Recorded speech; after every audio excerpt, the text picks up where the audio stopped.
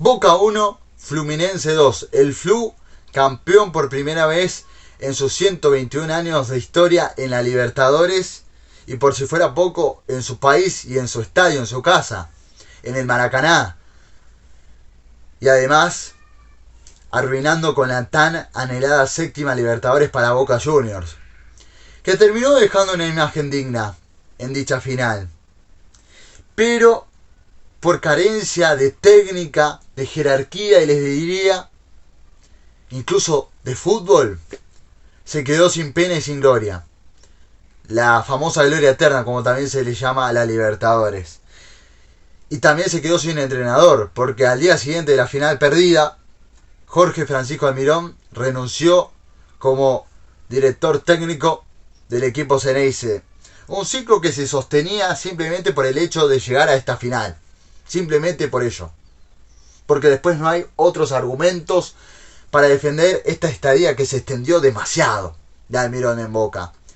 No estuvo a la altura en su momento en Independiente, lo propio en San Lorenzo. ¿Ustedes se creían que iba a lograr cosas incluso gloriosas con Boca Juniors? Muy de ilusos. Yo lo dije en su momento, no por ser autorreferencial, cosa que no me gusta para nada, pero lo dije en su momento. Un técnico que le queda enorme dirigir a Boca. Pero le queda muy, pero muy grande. Y esto no lo entendió incluso el Consejo de Fútbol, que lo defendía, que lo ratificaron, que lo eligieron como director técnico. A ver, es verdad, llegó a una final de Libertadores con Lanús. Un equipo que deslumbraba en su momento, un equipo que daba gusto verlo, que mostraba cosas interesantes, ese Lanús de Almirón.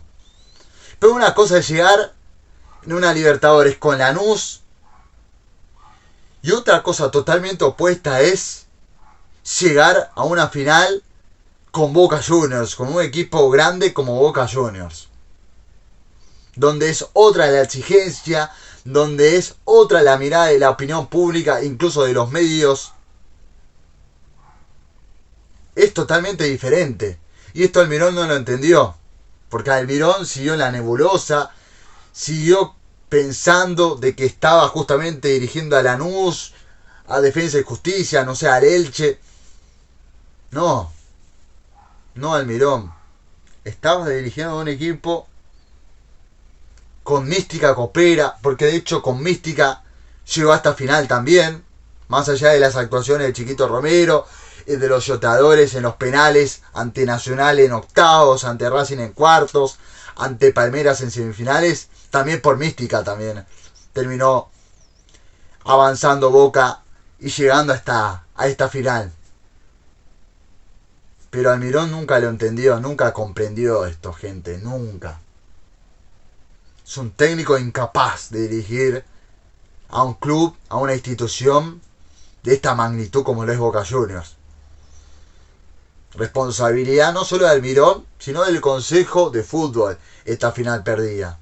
Sacando el tinte político que hay detrás, porque este año todo lo que se hizo en Boca fue con un color político.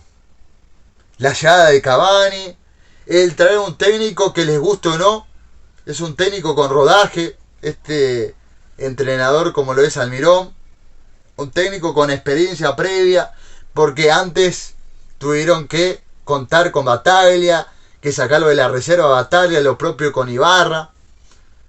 Ya era otro nombre el que llegó, un hombre con experiencia previa al de Almirón, para dirigir a Boca. También la llegada de otros refuerzos, el hecho de que Riquelme hable tanto en los medios, de hecho hoy habló, defendiendo incluso cosas indefendibles Riquelme. Yo a veces pienso, ¿Riquelme dice estas cosas realmente o para no exponer incluso a los jugadores de su club? Porque defendió a Fabra incluso. Lo defendió a Fabra con lo que hizo el colombiano en la final, irresponsablemente. Yo en la transmisión, porque me tocó relatarlo, no entendía la decisión del árbitro Roldán y del VAR. Pero después de ver la jugada, no, el accionar del colombiano, del cachetazo que le termina metiendo a Nino, y ahí entendí el porqué de la expulsión de la roja directa a este jugador que ya no puede vestir más la camiseta de Boca, Fabra. Ya es un ciclo cumplido hace rato.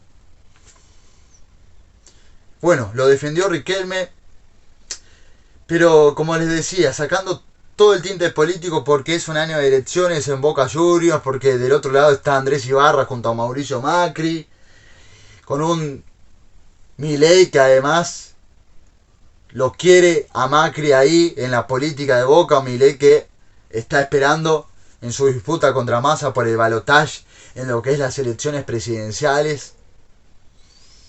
Pero la verdad todo salió mal, porque el objetivo primordial de Boca, lo sabemos todos, no hace falta decirlo, es ganar la final, ganar la Libertadores. Y el equipo realmente no estuvo a la altura, más allá de la entrega que dejó, del segundo tiempo en donde ahí emparejó la situación, no solamente por el gol de Advíncula, sino por lo que propuso el equipo, por los intentos, porque Boca no es que no llegó al área rival, al área de Flu. Tuvo sus aproximaciones con Cavani, que la verdad que Cavani no gravitó, esperaba yo y seguramente mucha gente más del uruguayo, y no estuvo a la altura tampoco Cavani, que yo puedo decir a estas alturas que elige los partidos Cavani. A ver, ¿por qué no eligió también este partido, esta final, en donde tenía que mostrar su jerarquía? Porque Cavani, horas previas a esta final, dijo que, a excepción de la Copa América que ganó con Uruguay en 2011, el resto de los títulos que ganó en su carrera profesional lo cambiaría por una Libertadores con Boca Juniors. Bueno, ¿por qué no lo predicaste con tus acciones, Cavani, en el campo de juego en este caso? Opaquísimo, si es que existe este término, para calificar el partido de Cavani. En una, creo que Barco le mete un pase delicioso, filtrado, y podía encarar hacia el arco, y terminó rebotando, pivoteando inentendiblemente cuando podía ir al arco, quedar mano a mano con Fabio. No, prefirió meter la pelota hacia atrás. No sé qué quiso hacer Cavani, sinceramente.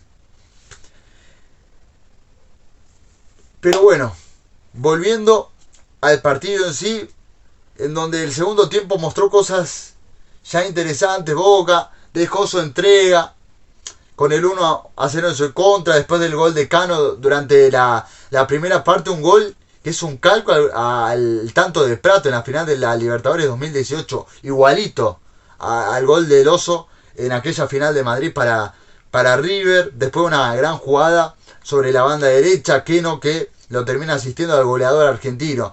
Imagínense, Keno, 13 goles en la Libertadores, y Boca convirtió tan solo 11 en esta edición de Libertadores. Para que vean, ¿no?, una asimetría entre un equipo y otro. En este caso, no solamente de un equipo y otro, sino de un jugador y otro equipo. Cano metiendo 13 goles y Boca tan solo metió 11. Porque no es un dato menor el hecho de que Boca no haya ganado en ninguna serie, que haya definido finalmente por penales. La serie de octavos, la de cuartos y de semifinales. Es verdad lo que dijo Chicho Serna, también en una entrevista que le hicieron. Tampoco sus rivales le ganaron. Y también Boca fue incluso superior, tanto a Nacional como a Racing y a Palmeiras respectivamente. Es verdad. Pero Boca es más grande, es mucho más grande que una definición por penales. Boca es mucho más que eso. Y esto no lo entendió el mundo Boca en sí. Y yo lo dije también en su momento. De hecho, Boca, incluso si llegaba a los penales ante Fluminense, y quizás era otra la historia. Quizás hoy estaríamos hablando de la séptima de Boca por la actuación histórica del Chiquito Romero, que en los penales también te da garantías. Pero Boca no se resume en definiciones por penales. Boca tiene una historia rica, inmensa detrás. Tiene una mística, que de hecho, gracias a esa mística llegó también a competir en esta final, como lo decía hace un par de minutos. Pero del otro lado, se topó con un equipo con una cantidad de jugadores, con una jerarquía inmensa, que no les pesó este partido. Lo tiene a Marcelo, ganador de Champions, 5 veces ganador de Champions, ahora también se transforma junto a esos jugadores que ganaron Champions y Libertadores. Bueno, se suma ahora el gran Marcelo. Lo tiene a Felipe Melo, que les guste o no. Es un jugador que no le pesa este tipo de partidos, este tipo de instancias. Un Germán Cano que la escoció, que yo lo dije en un tweet y muchos me saltaron a la yugular por el hecho de haber puesto en el tweet de que se merecía consideración en la selección argentina por los goles que metió y por su actualidad, porque además teniendo en cuenta que Lautaro Martínez y Julián Álvarez, dos delanteros que a mí me encantan, y ya lo dije en una editorial pasada con respecto a la selección argentina, bueno, ¿por qué no tener en consideración a Germán Cano? Porque, insisto, con lo del Toro y de la Araña, no metieron goles en este año con la selección argentina. Y miren todo lo que hizo Cano con 35 años, creo que tiene Cano, sí.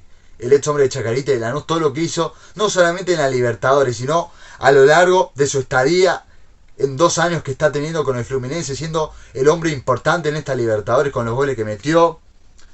También con Keno, con Ganso, hombres importantes también para esta primera Libertadores del conjunto Xeneize. Keno, sobre todo, un jugador infravalorado, un jugador que no es el que genere más repercusión, el que las cámaras lo apunten en los primeros planos a él, pero fue el hombre que asistió en los 2 goles, en el de Germán Cano para el primer tanto y después el segundo de John Kennedy.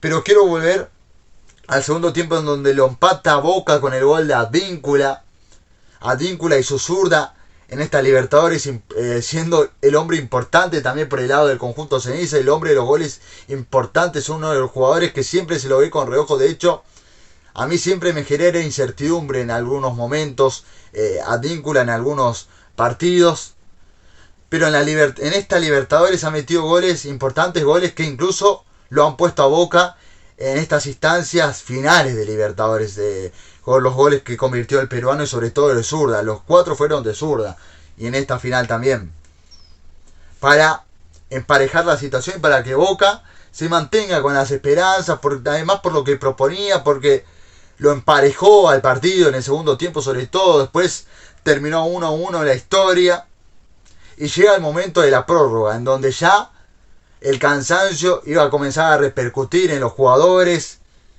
en donde ya se empezaban a ver errores insólitos. El de Fabra, antes el de John Kennedy, que metió un golazo. Kennedy, que había ingresado durante la etapa complementaria, metió un golazo después de una gran jugada colectiva, pero típico de un jugador brasileño con poca experiencia. A ver, Kennedy es un jugador que tiene mucho por mostrar, es un jugador interesante, con mucha proyección por delante, pero tiene que bajarse del pony por el hecho de haber festejado el gol de tal manera, metiéndose en la tribuna del Estadio Maracaná y mostrándole después Roldán la doble tarjeta amarilla, porque además estaba amonestado Kennedy, por si fuera poco. Mete el segundo tanto y lo termina expulsando, dejando al equipo con uno menos, apeligrando a su conjunto, a su club, con la ventaja que tenía a su favor, pero además con uno menos en cancha. Pero bueno, cuando tenés también del otro lado un jugador tan irresponsable, inoperante les diría, como Fran Fabra, que a estas alturas ya no puede vestir más la camiseta de Boca, ya es un ciclo cumplido hace rato. Yo lo dije también hace rato, que lo de Fabra no se podía sostener más. Se hace expulsar por un cachetazo infantil a Nino, y hoy Riquelme defendiéndolo, ratificándolo. No se entiende, porque Boca, con un jugador más, como bien lo decía Cano, además Germán Cano en una entrevista post final, post consagración. Con un jugador más, Boca se lo podía complicar a Fluminense. Pero bueno, llega la expulsión de Fabra y se complica más el panorama para Boca. Y además sumándole los cambios inentendibles que hace Almirón, que quiso hacer la gran Gallardo, cambiando defensor por defensor. Más allá de que Gallardo en su momento hizo cambio de delantero por defensor, se darán cuenta de la referencia, ¿no?, que hago, ¿no? El cambio de Mora por Petzela en un superclásico, que justamente Petzela termina metiendo el gol de dicho superclásico que se jugó en el 2015. Bueno, quiso hacer la gran Gallardo metiéndolo a Bruno Valdés, sacándolo después a Figal, que le hizo un gesto de fastidio. Creo que no quiso salir Figal, de pobre actuación Figal. Valentini también tampoco es que la descosió en la saga central, teniendo en cuenta que Rojo fue gran ausente por haber sido expulsado en el partido de semifinales de vuelta contra Palmeiras, y Figal mostrando su descontento ante el cambio que hizo Almirón, metiéndole a Bruno Valdés, que es uno de los jugadores más resistidos, poniéndole cuando más quemaban las papas. Además, después a Taborda haciéndose cargo del encuentro, metiendo muchos centros, tratando de llegar al área rival. Imagínense, dependiendo de Taborda, Boca. Taborda, que no había jugado un partido previo de Libertadores, tuvo que hacerse cargo del equipo en una final. Tuvo que ponerle pecho a las balas, a la situación, cuando más quemaban las papas. Y lo hizo bien, así como Sarachi también. Hombre que lo puso Almirón y que dejó una mejor imagen que el propio Fabra. En fin, Boca terminó dejando actitud de entrega. Esto es lo que quiero decir. Pero le faltó fútbol. Le faltó jerarquía. Le faltó que los hombres con experiencia, los hombres grandes, los hombres con rodaje, incluso europeo, se muestren en esta final. No lo hicieron, no estuvieron a la altura. Como Cavani, como el propio Fabra. Les puedo mencionar a otros jugadores, Benedetto, que también entró en el segundo tiempo y que no tuvo protagonismo casi. Y se termina justificando el hecho de que el Fluminense sea el campeón de la Libertadores por la simetría, porque ves un plantel numeroso de grandes jugadores de un lado y del otro, en su mayoría incluso pibes que se tienen que hacer cargo del equipo, sea Medina, sea Barco, que creo yo que estuvo a la altura, sea X Fernández, que la verdad que a mí me dejó bastante conforme lo que hizo. Esperaba menos de X Fernández. Los propios Paul Fernández, que siempre se le pedía más, de hecho en su momento fue capitán, se le pedía mucho más a Paul Fernández, y en los últimos minutos dejó un buen sabor. Al menos a mí me dejó un buen sabor el ex hombre de Racing, Rosario Central, Atlético Rafael y Cruz Azul de México. Pero en fin, es justificada, es merecida la consagración de Fluminense de la mano de Fernando Diniz, que además dirige a la selección brasileña.